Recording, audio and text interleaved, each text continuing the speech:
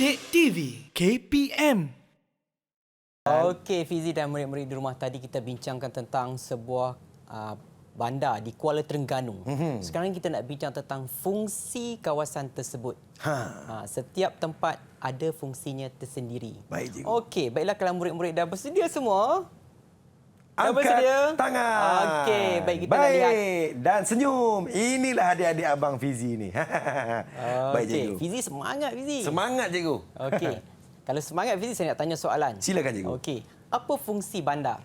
Fungsi bandar ni dia adalah penempatan yang padat dan Okey. juga adalah pusat perniagaan, cikgu. Ya, betul. 5 bintang terus saya bagi kat Fizi. Nah, tengok abang Fizi pun dapat 5 bintang. Okey. Apa lagi? Okey, baik, cikgu. Okey, baik, Silakan. kita lihat iaitu kita nak bincang fungsi pertempatan antara bandar dan juga di kawasan luar bandar. Dari segi aspek apa yang kita nak bincangkan? Iaitu dari segi aspek ekonomi, sosial dan juga kerajaan ataupun governance.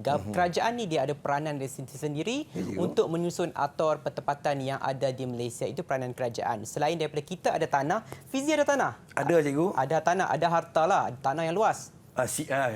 Taklah luas mana, cikgu. Bolehlah. Okey. Segangkan kera, cikgu. Okey, sekarang kira boleh buat rumah kan? Boleh, cikgu. Okey, apa yang Fizi nanti akan bina rumah itu akan menjadi sebuah pertempatan.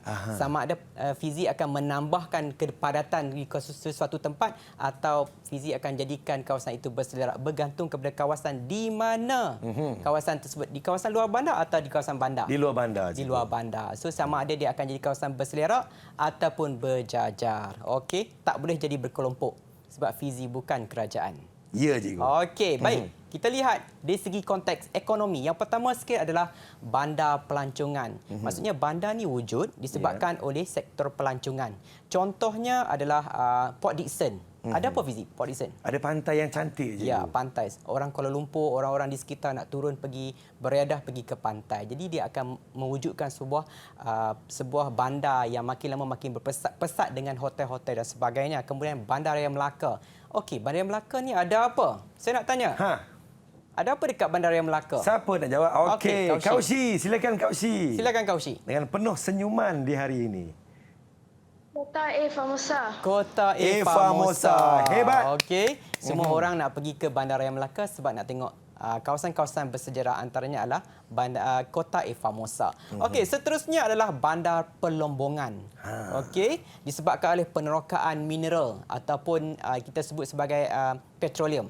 Okey, ataupun gas asli di kawasan Petasuna, di kawasan Laut Cina Selatan. Jadi ada wujudnya pembinaan kawasan industri petrokimia. Contohnya seperti di Bintulu, Sarawak. Kemudian di Kertih, Terengganu. Mungkin Fizi lebih tahu. Kertih, Terengganu. Betul tak? Betul, cikgu. Okay, Kertih ni sebenarnya Fizi antara bandaraya atau bandar yang bercahaya pada waktu malam disebabkan oleh aktiviti petroleum, aktiviti industri petrokimia itu sendiri. Daripada jauh kita dah nampak dia punya cahaya, cikgu. Cahaya lampu atau cahaya api? Api dan juga lampu, cikgu. Ya, betul Fizi. Ya. Okey, seterusnya kita nak lihat juga adalah bandar teknologi maklumat, iaitu bandar ni wujud disebabkan oleh ICT ataupun maklumat telekomunikasi ya. Kemudian antaranya lah di Cyberjaya. Cyberjaya ni sebenarnya kita cuba untuk ambil idea iaitu lembah silikon di Amerika Syarikat. Okey, kemudian seterusnya adalah Taman Teknologi Malaysia yang antaranya adalah fokus kepada produk-produk atau bahan-bahan berkaitan dengan teknologi maklumat. Dihimpunkan semua syarikat-syarikat teknologi maklumat berada di Cyberjaya. Baik, cikgu. Okey, baik. Seterusnya kita akan lihat pula iaitu dari segi aspek bandar pelabuhan. Okey, iaitu disebabkan oleh terbentuknya biasanya bandar pelabuhan di pinggir pantai. Okey, iaitu aktiviti perkapalan, aktiviti penguatkuasaan maritim. Antaranya adalah Pasir Gudang di Johor. Kemudian di Pulau Pinang ataupun Georgetown Pulau Pinang. Mungkin murid-murid dekat sini duduk di seberang Jaya kan? Okey, murid-murid di rumah nak tahu apa yang ada di pelabuhan Pulau Pinang. Siapa yang nak cuba? beritahu? Cuba angkat tangan. Ya, Arvin, Baik, silakan. Arvin. Orang Seberang Jaya, silakan. Apa yang menarik di Seberang Jaya? Krus.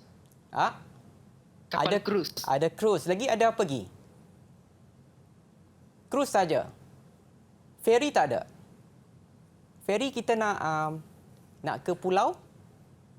Pulau. Daripada seberang nak ke pulau kita naik feri. Betul Arvin? Betul, cikgu. Betul. Arvin pun dah macam tak ingat dah. Okey, sebab Baik. Pulau Pinang ni biasanya sebab Pulau Pinang ni adalah dia ada pulau dan dia ada tanah besar. Dia adalah kawasan-kawasan pelabuhan. Okey.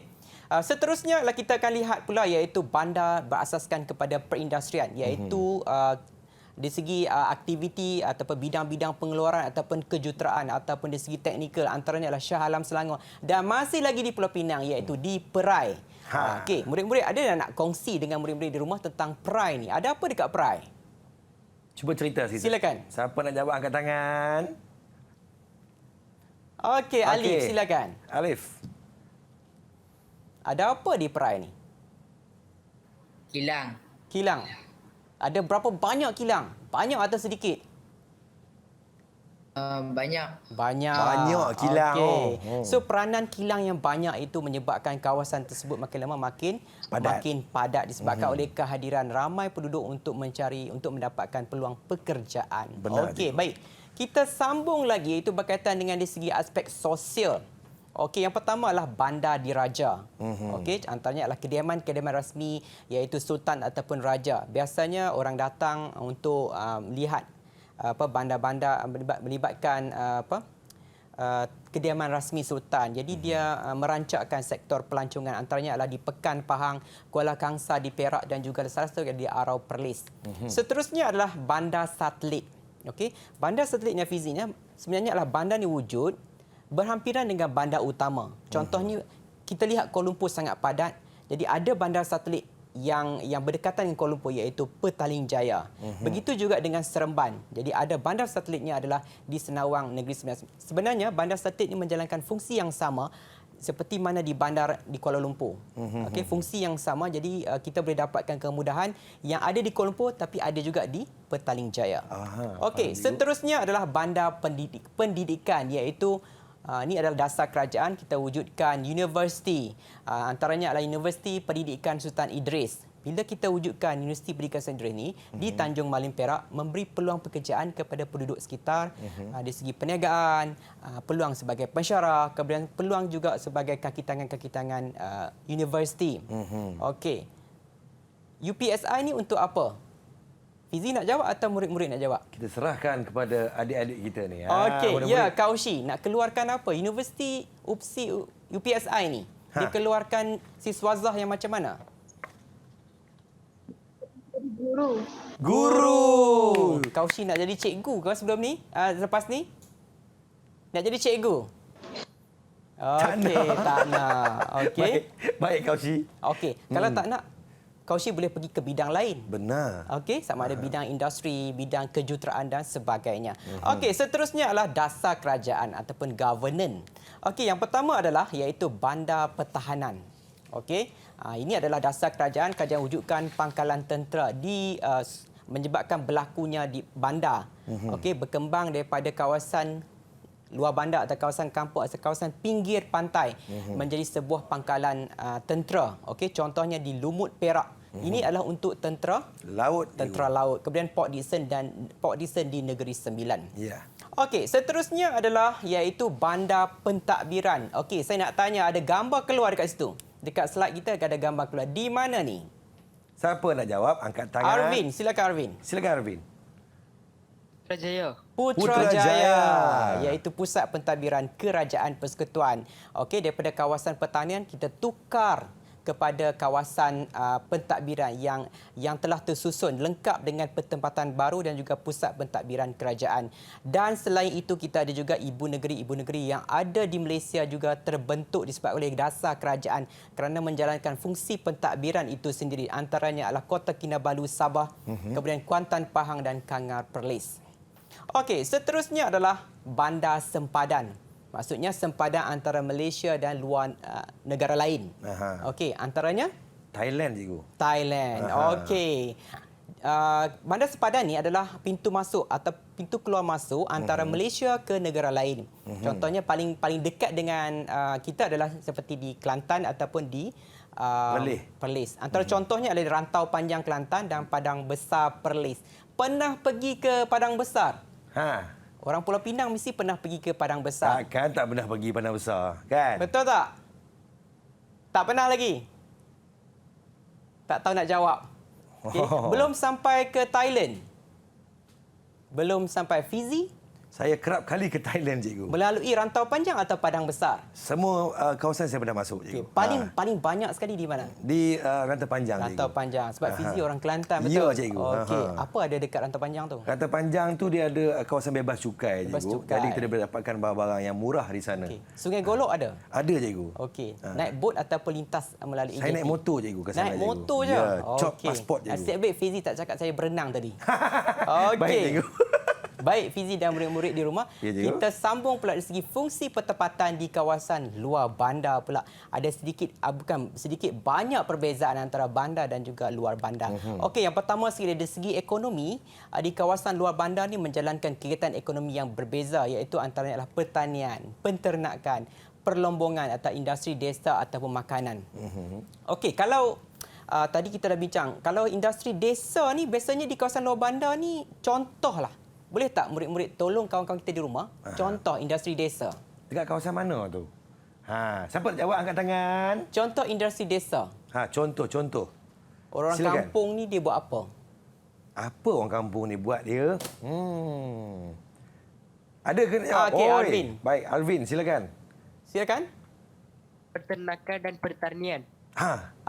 Pertanian. Tapi yang itu adalah peternakan, itu peternakan. Tapi saya cakap tadi adalah industri desa. Ya. Industri desa. Buat anyaman tikar ke, buat kraft tangan ke. Membuat kraft tangan. Okey. Kalau makanan, industri desa berasaskan makanan. Dia buat apa?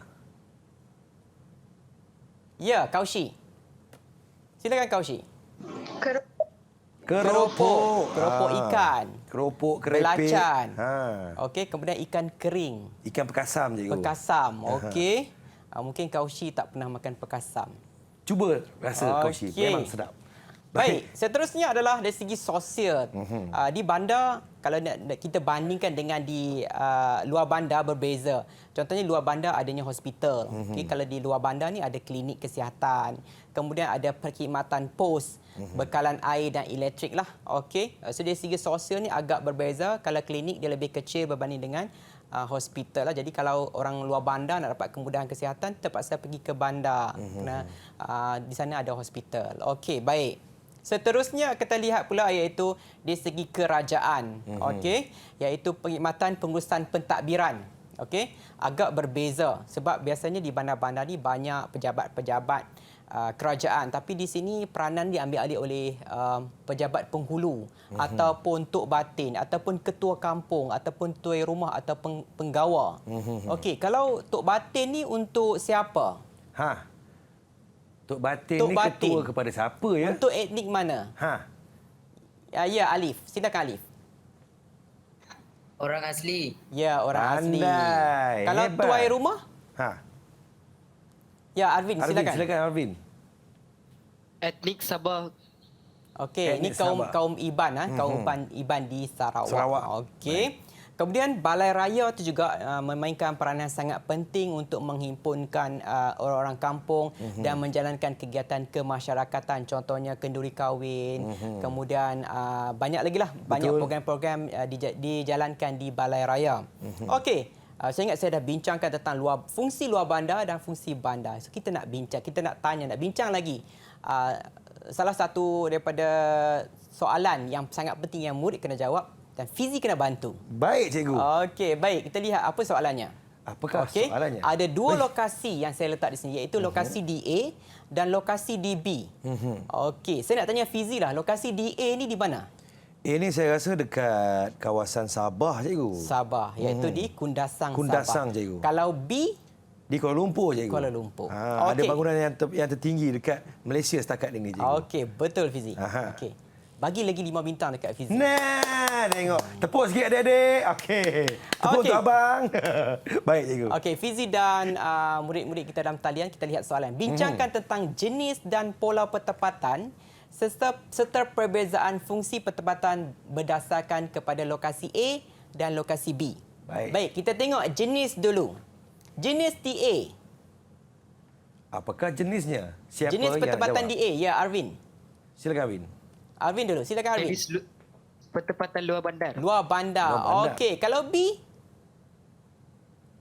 Kalau B, Adif tadi nak jawab. Adif? Silakan Adif.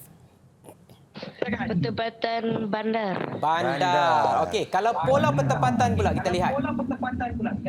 Okey, DA. Pola pertempatan DA. Bagaimana Ya, Kaushi. Silakan. Kaushi. Pola pertempatan Perak. Berselera. Betul. Okey. Kemudian DB, lokasi DB. Kita tanya Alif. Alif belum cakap lagi. Berpusat. Berpusat. Okey. Tak apa, kita semak dulu jawapan sama ada betul ataupun tak. Silakan, cikgu. Okey, baik. Okey. Betul lah. Lokasi A tadi adalah kawasan luar bandar iaitu di Kundasang, Sabah. Kemudian lokasi di B adalah bandar iaitu Kuala Lumpur. Kemudian pola pertempatan adalah berselera untuk di lokasi A dan di lokasi B adalah berpusat. Kemudian kita lihat fungsi antara lokasi A dengan lokasi B. Okey, lokasi dia. Okey, dekat sini adalah kegiatan pertanian, industri desa, makanan dan juga penternakan. Okey, kalau di lokasi B, boleh tak kita bincangkan? Lokasi B ni apa fungsi dia? Fungsi di lokasi B iaitu di Bandar Kuala Lumpur ni. Apakah fungsinya? Siapa nak jawab? Angkat tangan. Baik, Adif. Okey, silakan Arvin. Bandar pentadbiran. Bandar pentadbiran. Okey. Orang lain pula? Bandar apa lagi? Ya, Alif silakan. Silakan, Alif. Bandar pendidikan. Bandar pendidikan. Okey, lagi?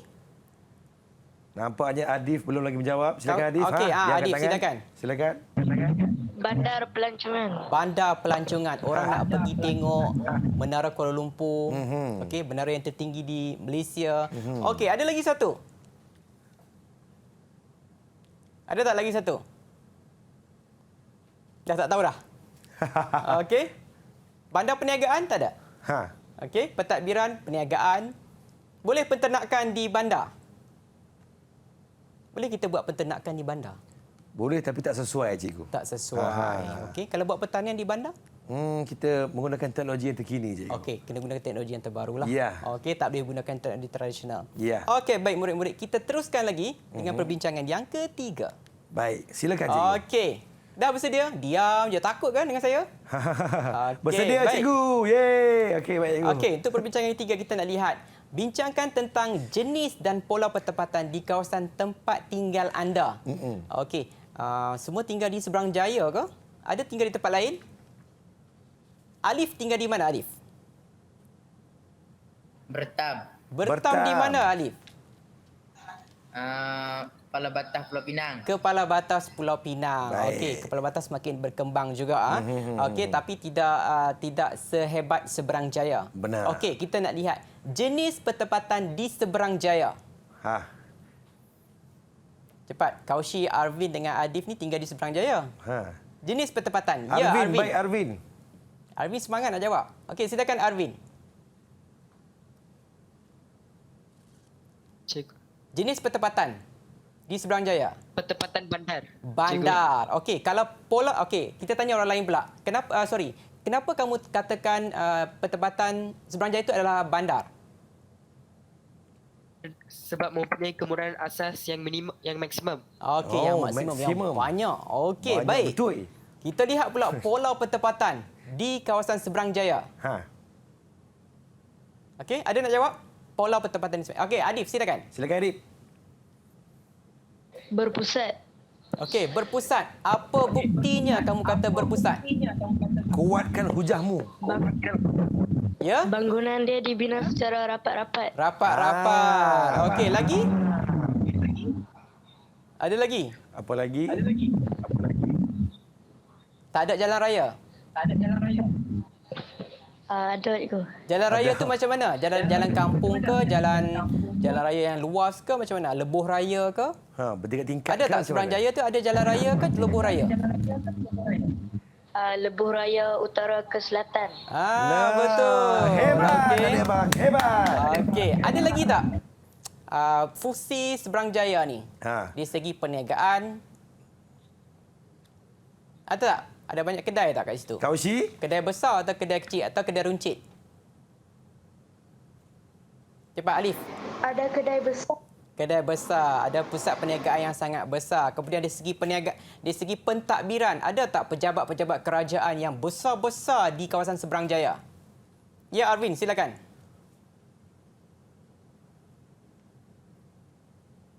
Ya, Arvin, silakan, Arvin. Pejabat kerajaan. Ke ada sekolah kamu je? Arvin? Okey, Arvin? Ada immigration ke? Ada Jabatan Pengangkutan Jalan ke? Ada balai polis yang besar ada?